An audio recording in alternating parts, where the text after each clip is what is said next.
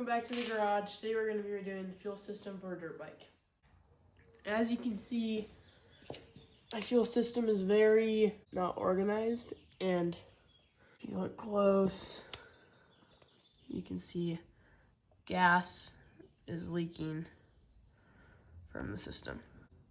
The first thing you'll need is to grab a gas can and unscrew the lid so we can siphon the gas out of the tank. Before you undo the gas line and get gas all over your hands, it's a good idea to put on some black gloves, which I'm going to do right now.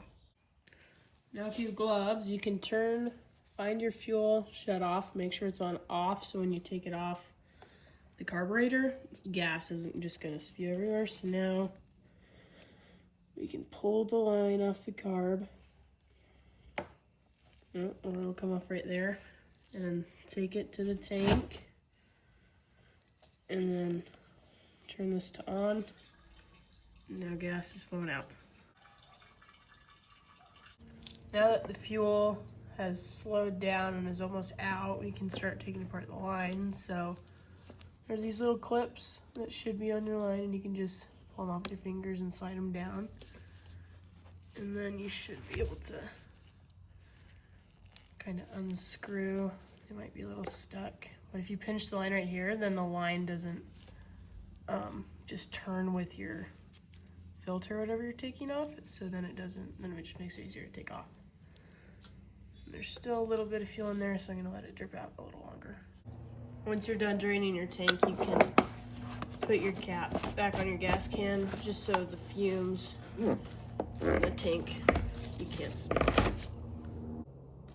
The only two things I'm going to be keeping from this line currently is the fuel filter and this fuel shutoff.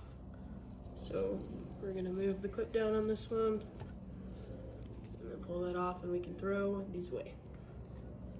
And then keep working up. Remove from here. There might be a little bit of gas in here, but there shouldn't be too much. Yep, just a couple of drops. And this is what I'm keeping. At the top of the tank, you can see someone used one of those Romo clips, but then they also ran a wire. So what I'm gonna do is take a pair of pliers, see if I can't wiggle the clip away from the wire. Oh, it looks like it's actually in the middle. So now I'm gonna see if I can untwist the wire. There we go. Now the two ends are untwisted. You can try to see actually if it'll just, doesn't want to come off yet. There we go. Now that they came off, you can see how bad this connection here is and how leaky it is. Because mine is so tight on here, what I'm gonna do is grab an X-Acto knife and try to cut down the edge of the tube just to loosen it so it'll then pop off. Oh, and don't forget about this piece right here, because we also will be needing that. I went to O'Reilly's and got this. It's just 3/16 fuel line, and it's 2 feet. You can get these at your local auto parts store. And there's our fuel line, you can see, but they are the same diameter. Now we can start figuring out where we're going to want to route our fuel line. So this will just come up on here. Because it's new tube, it's not going to want to slide up onto the fittings. So what I'm going to do is heat up the ends so they become more malleable, so they'll better slide up onto there. The way I'm going to do that is with the lighter. Just be careful you're not by the fuel, because that could catch on fire. So I'm going to do this away from the fuel. And make sure before you install it to slide your clips on before, so you can get it on. Now once I've heated up enough, it's starting to climb up. This is the hardest part. And you'll want to make sure, see how I'm not at the top yet, so I'm going to want to keep going to push the line all the way to the top of the tank. Now you can see there's a little gap there. That's tight. We'll also slide up our clamp, grab a pair of pliers, slide this up and over. On there, no leaks. Now I'm going to put in my fuel shut-off valve from the old line.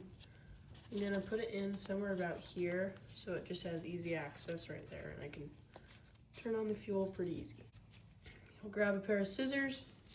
I'm going to cut my line right about here. There we go. Save this because we'll still be using it. Take one of your clips, slide it on. Grab your valve, and then make sure again you're pushing it to the end so it's flush with the housing, and then slide your clip down. I'm actually going to grab a new one because this one is loose. The ones that I got from the store are too small, and the ones that came with it were too big, so I'm just going to end up using a zip tie here, which will do the same purpose. Now we're gonna put our line on the end of this,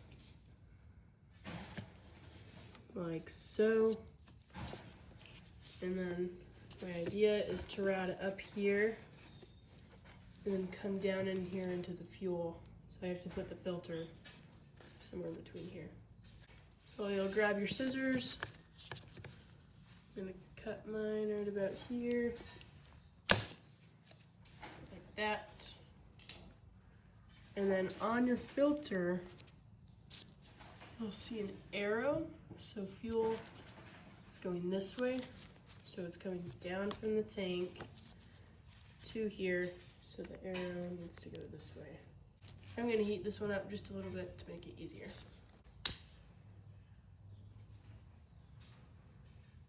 See, just like this, just a little bit of warmth. You could even do this with the hair dryer to make it more safe. Grab this, and it should slide on a little bit easier with less stress on the filter, just like that. Now you can see the angle where I'm at, and I just need to go from here to here, so I just need a little bit of line.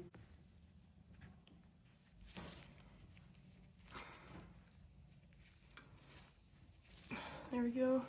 See, it's pushed to the end. And then you can kind of hold it up and try to get an idea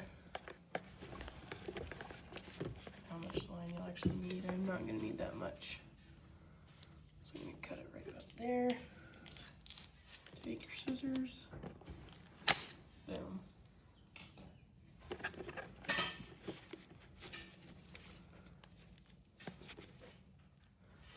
And there you go. I'm gonna put zip ties on these connections just to make sure they don't leak. And then should be ready to put fuel in.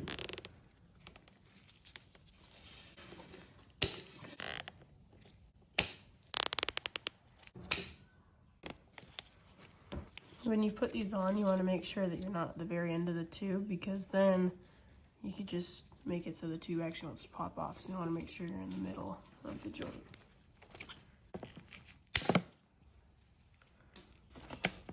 Now that we've got our fuel line all done, we can unscrew our gas cap and fill it back up.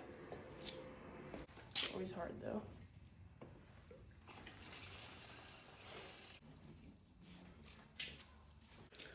Tighten the cap back up. We'll turn on our fuel line. This should be cool. We should see the gas come from here. You can see it going into the line, coming down into the carb. Check for leaks. All feels dry. Cool. And that's how you redo the fuel line for a dirt bike. Even after I've redone the fuel line, you can see gas is still leaking from here. So my guess is is this is a bad valve. So I'm gonna run to the auto parts store, and we'll pick up a new one, and I'll show you how to put the new one in. Okay, I'm back from the store, and I got a different style of shut-off valve, but this one should still perform the same. Now, just to save myself the time of having to empty out the whole tank again, I'm just gonna take some pliers and hold that right there. And let me actually see if I can just loosen this first. Oh shoot. And that will leak a lot of gas, so get your pliers on that fast. And you'll notice there is an arrow pointing direct. Now I've got mine on with a little bit of help. Someone can help you hold this right here so it doesn't spew out, or you could have just drained the tank, which would have been the better idea. You'll just keep on trying to come as far in on here as possible. The further in, the better.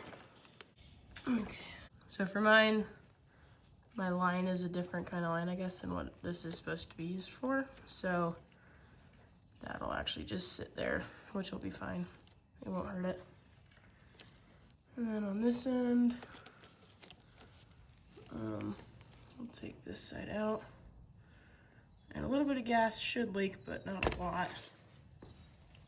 Just because there's not as much back there. And then come on to here.